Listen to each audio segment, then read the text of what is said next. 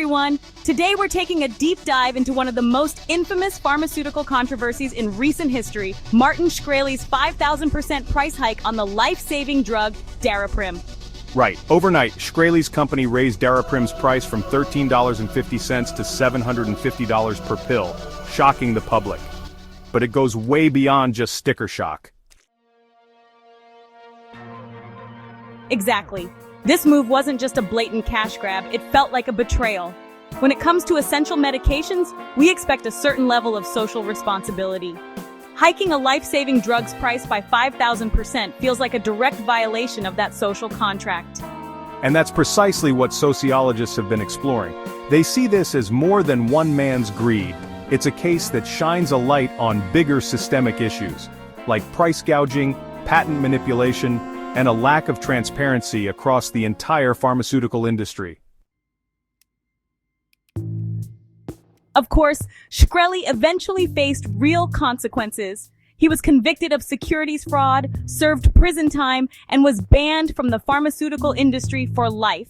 The U.S. Supreme Court even upheld those penalties, sending a strong warning.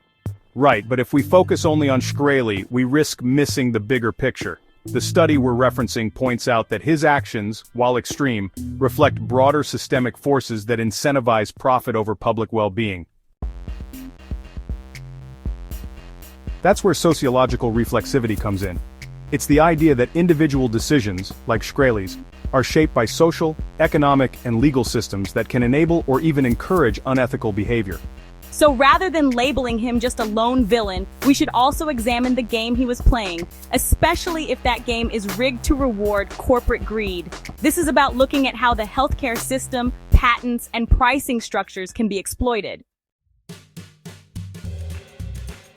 To address these issues, the study outlines some concrete steps. First up, investigating current antitrust laws. We need to see how well they're preventing monopolies and price controls that can make vital drugs unaffordable.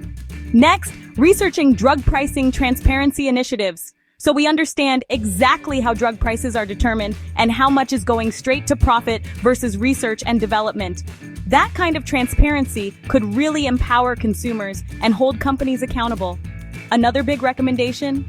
Examining successful public advocacy campaigns in healthcare reform, because public pressure can lead to surprising positive changes. And on the education front, the study highlights ethical decision-making simulations.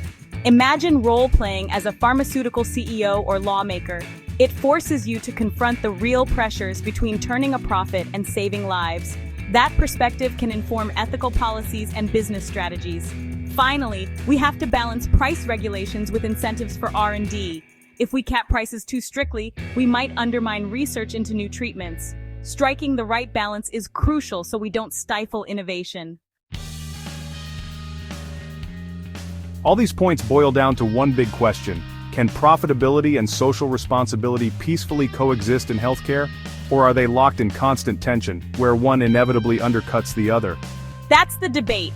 The Martin Shkreli saga underscores the need for tighter regulations and a system-wide shift that keeps profit in check, especially when human lives depend on these medications. It also shows we can't just wait for companies to do the right thing. We need advocacy, smart policies, and public scrutiny. So, if this case leaves you feeling outraged or inspired to act, you're not alone. Check out consumer advocacy groups or investigate how your representatives vote on healthcare policy. You can help steer the conversation towards stronger regulations and ethical business practices. And that's it for our deep dive into Martin Shkreli's Daraprim scandal and the sociological lessons it teaches us. Let us know in the comments if you think pharmaceutical companies can balance ethics and profit, or if meaningful reform requires a complete overhaul of the system. If this video sparked your interest, please like, subscribe, and share. We'll keep bringing you stories that explore the intersection of society, ethics, and public health. Thanks for watching, and we'll see you next time.